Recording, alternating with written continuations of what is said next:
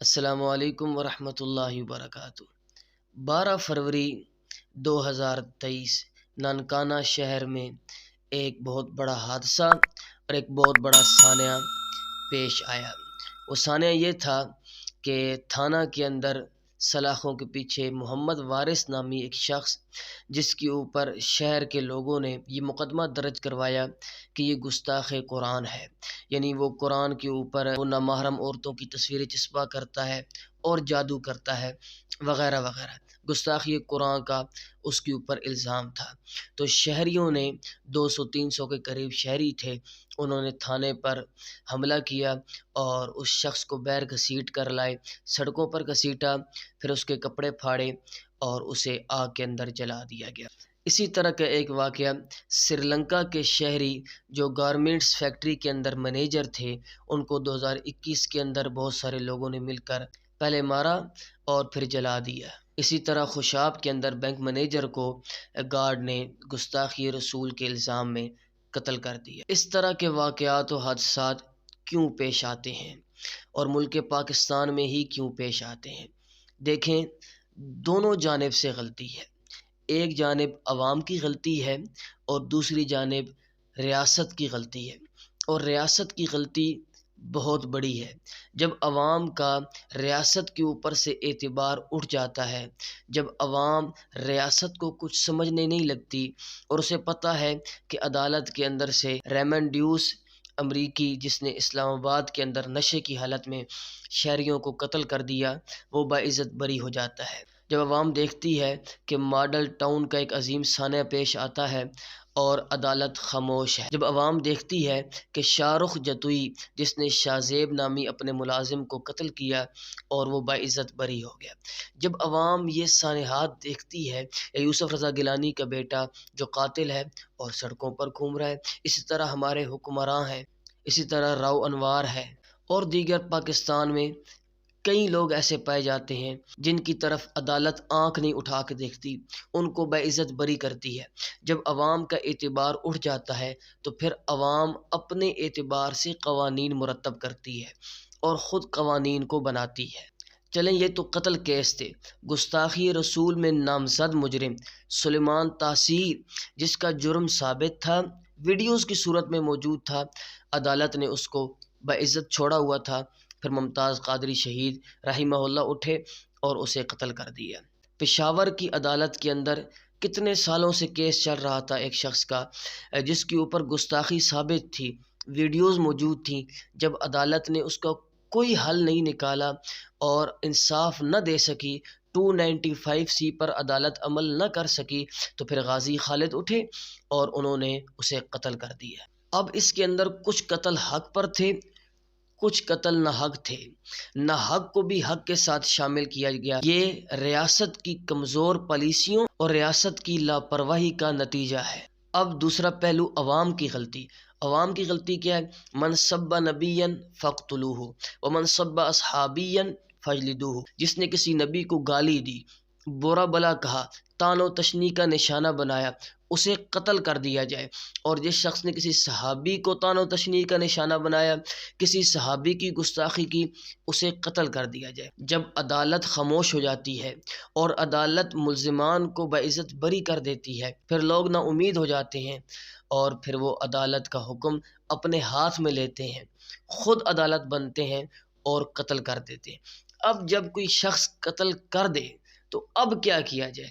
دیکھیں، اگر مجھ سے کوئی ایمانی کیفیت پوچھے گا کہ میرے سامنے کسی نے نبی کریم صلی اللہ علیہ وسلم کی شان اقدس میں گستاخی کی، قرآن کے متعلق گستاخی کا مرتکب ہوا، اللہ کی شان میں گستاخی کی، میرا ایمان ہے کہ میں اسے قتل کر دوں گا، میں اسے، اگر میرا بس چلے تو میں اسے مار دوں گا، یا میں اس کے خلاف ہر حد تک جانے کی کوشش کروں گا، یہ میرا ایمان ہے۔ اسی طرح تمام مسلمانوں کا یہی ایمان کا لیول ہے کہ ان کے سامنے کسی نبی کی گستاخی کی جائے یا کسی عظیم ہستی کی گستاخی کی جائے۔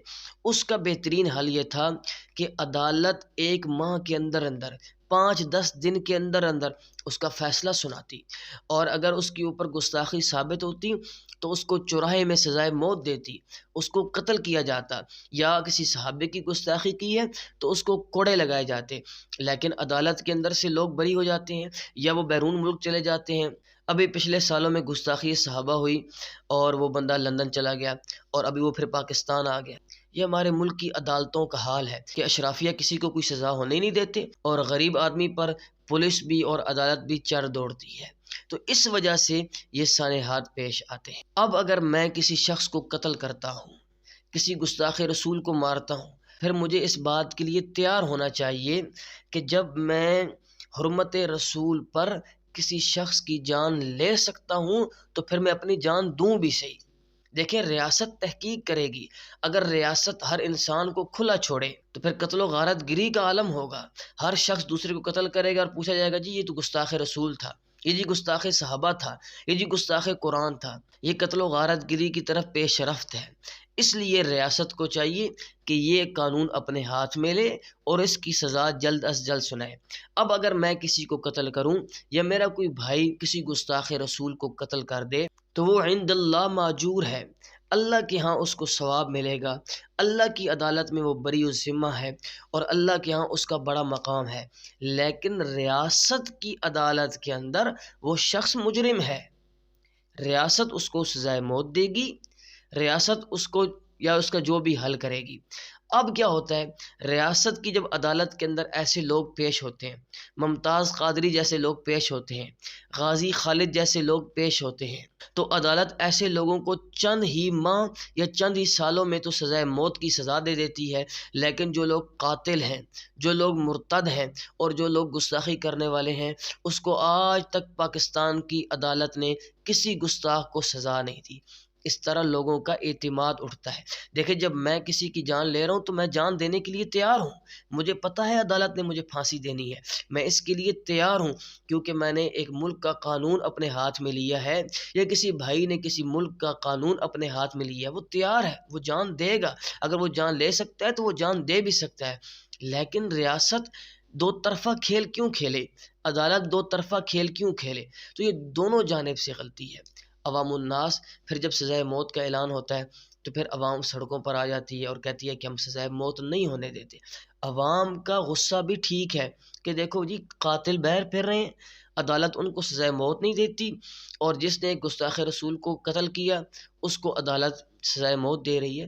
تو عدالت کو چاہیے کہ وہ انصاف کریں۔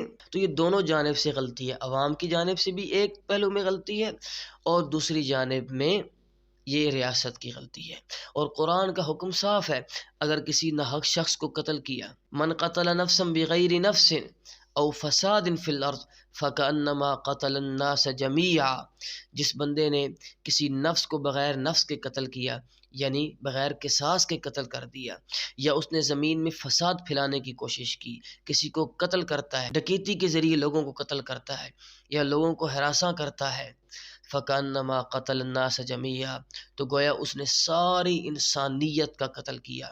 وَمَنْ أَحْيَاهَا فَكَأَنَّمَا أَحْيَا النَّاسَ جَمِيعًا، اور جس نے کسی ایک شخص کو زندگی بخشی، اس کی جان بخشوائی، تو گویا اس نے پوری انسانیت کی جان بخشوائی۔ فرمایا مَن يَقْتُلْ مُؤْمِنًا مُتَعَمِّدًا فَجَزَاؤُهُ جَهَنَّمُ خَالِدًا فِيهَا، جس شخص نے کسی مومن کو جان بوجھ کر قتل کیا تو وہ ہمیشہ ہمیشہ کے لیے جہنم میں رہے گا۔ وَلَعَنَهُ، اس پر اللہ تعالیٰ کی جانب سے لعنت ہوگی، رحمت کی دوری ہوگی۔ وَأَعَدَّ لَهُ عَذَابًا عَظِيمًا، اور اس کے لیے اللہ تعالیٰ نے ایک بڑا عذاب تیار کیا ہے۔ تو احتیاط کرنی چاہیے کہ کسی ناحق شخص کو قتل نہ کر دیا جائے۔ اس کے لیے عدالتیں موجود ہیں، اور عدالتوں کو اور ریاست کو چاہیے کہ وہ اس معاملے پر غفلت نہ برتیں۔ اگر کسی شخص پر گستاخی کا کیس درج ہے، اس کو فوراً جیل پہنچایا جائے اور اس کے مقدمے کی 5-10 دن کے اندر اندر سماعت کی جائے اور فیصلہ سنایا جائے، وگرنہ وہ وقت قریب ہے کہ آج عوام نے اس غصہ میں تھانوں پر حملہ کیا، کل عوام جیل پر حملہ کرنے کے لیے تیار نہ ہو جائے۔ اس لیے ریاست کو غفلت نہیں کرنی چاہیے۔ امریکہ اور یورپین ممالک اور اقوام متحدہ کی طرف نگاہیں رکھتے ہوئے گستاخوں کو تو چھوڑ دے اور ان کے قتل کرنے والوں کو فوراً سزائے موت دی جائے۔ ریاست جب تک اس معاملے کو سنجیدہ نہیں لے گی تو یہ حالات اس طرح خراب رہیں گے۔ اللہ تعالی ہمارے ملک کو بدامنی سے محفوظ فرمائے، امن میں تبدیل فرمائے۔ السلام علیکم ورحمۃ اللہ وبرکاتہ۔